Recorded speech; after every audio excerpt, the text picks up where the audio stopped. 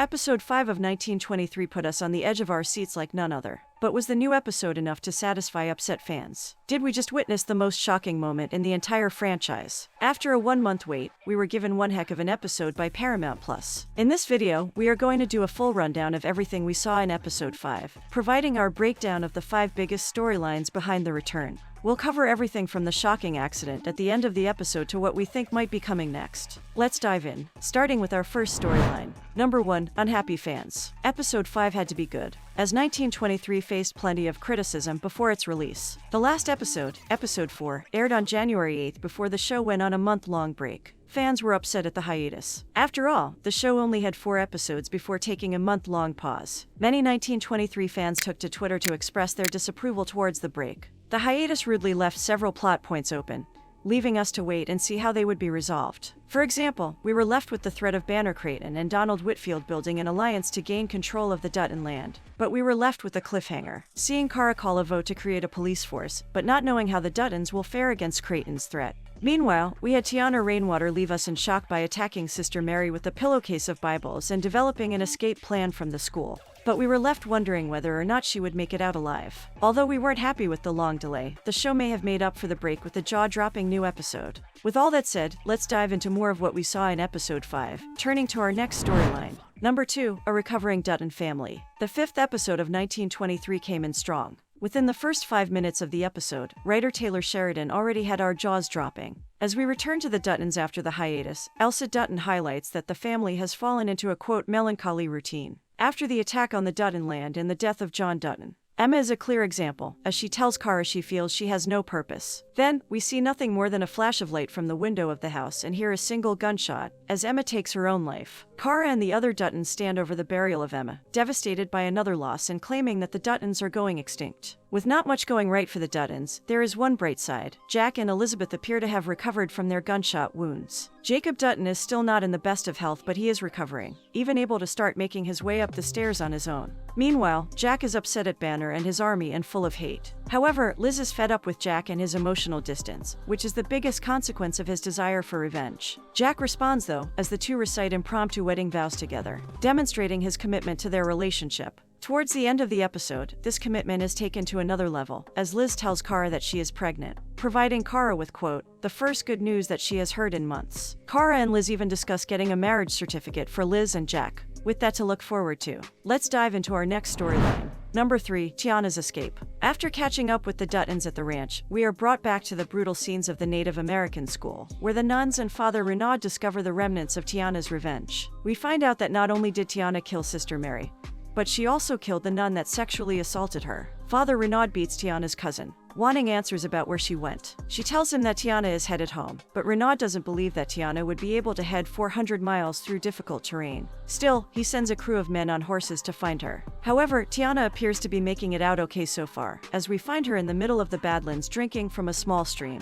Although she is startled and stared at by a wolf all night long, she wakes up in the morning to meet a man named Hank, who immediately begins talking to her in her native language, Crow. It turns out that Hank knows her father and is going to help her return home, as we watch the two ride off on his horse. An excellent benefit of this scene is that we also have the honor of hearing a lot more of the Crow language, as Taylor Sheridan did a great job spotlighting the language and giving us a glimpse into the native culture. We don't spend too much time with Tiana in this episode, but the next storyline is the most shocking part. Number 4, Spencer's journey back home. Meanwhile, Spencer is trying to make his way across the globe back home to join his family in defending their land. But it isn't easy. When he finds that charter boats are too far into the future to rely on, Spencer arranges plans to work and pay on a tugboat in exchange for travel to the Suez Canal. He plans to leave without Alexandra, but she insists that they are in it together. Spencer and Alexandra's relationship deals with some tension as Alexandra doesn't appreciate Spencer's unwillingness to talk to her. However, their time on the boat together helps solidify their commitment as Alexandra tells him to never doubt her.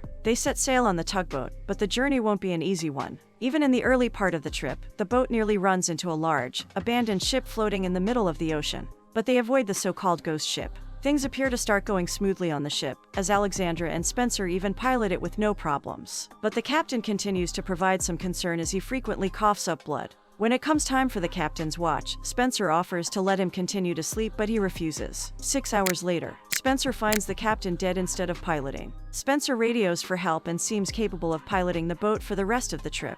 But in a shocking twist, the tugboat approaches a ghost ship, and Spencer cannot steer the boat away in time, crashing into the abandoned freight ship. We see Kara receive the telegram that Spencer is on the way back home. However, the very next camera shot reveals a flipped tugboat with no Spencer or Alexandra in sight. Lastly, let's break down our final storyline of the episode. Number 5, the impending threat. Banner and Whitfield make their plans to take over the Dutton land for themselves. Whitfield is intent on taking all of the Dutton land, saying that he wants to choke them out and take all of it so he can build a mine. During the planning, Whitfield even entices Banner in the alliance by giving him the keys to his modernized home, running water and all, providing him with his first place to stay in the city. At the end of the episode, we see Whitfield pull up to Kara in a car, sharing that he acquired the Strafford Ranch next to the Dutton Ranch, planning to use this for mining land. When he confronts Kara Dutton to inform her, he also tells her that running a cattle business is less of a business and more of a dream, and he hints that the Duttons should give into the mining business. Whitfield also asks to meet with Jacob Dutton about the opportunity, knowing that he is in bad shape, trying to get the upper hand on his enemy. However, Kara responds very directly and coldly to both points, telling him that their business is cattle and that Jacob is too busy for meetings. As Whitfield prepares to leave, he tells Banner that after a winter without her husband, Kara will be begging to sell the ranch by spring. It appears that he doesn't expect Jacob to still be alive, but this land purchase is certainly a new threat that the Duttons have to worry about regardless. With a full picture of the storylines circling the latest episode, we have a lot to think about. So, let's break down our final thoughts. Between our 5 main storylines that we saw in the new episode, there is a lot to look out for in the coming episodes. The final moments of episode 5 had us on the edge of our seats. It seems the team of Banner and Whitfield is going stronger, so we have to worry about what's in store for the Dutton defense. We don't think they are prepared for the fact that Jacob is alive. But we also don't know for sure that the Duttons have enough strength in their forces to hold back the villainous duo, especially now that the reinforcements of Spencer and Alexandra appear to be out of the equation. The Dutton team is even more at risk. Still, if the Whitfield plan is to squeeze the Duttons out of their land, we know for a fact that they aren't going to go easy. Another point to watch out for is the stress of this battle, the Duttons' hate toward Banner, and how it affects their personal relationships. We are already seeing how emotional coldness has caused strain in the relationships of Liz and Jack as well as Spencer and Alexandra. We can't help but wonder how strong the Duttons' willpower can remain. All in all, in episode 5, we saw a stunning turn of events. So what will happen next? Were there possible lifeboats on the tugboat to help Spencer and Alexandra? Will Whitfield come looking for Jacob Dutton? The 5th episode of 1923 was insane. Fortunately, we won't have to wait another month before the next episode airs to get some answers. Episode 6 of 1923 will be released on February 12th. So let's hear from you. What were your reactions to the new episode of 1923? What do you think is going to happen next? Let us know down in the comments. Don't forget to subscribe so you don't miss any updates surrounding 1923 or any of the other popular TV series and movies being released right now. Thanks for watching. We'll see you in the next video.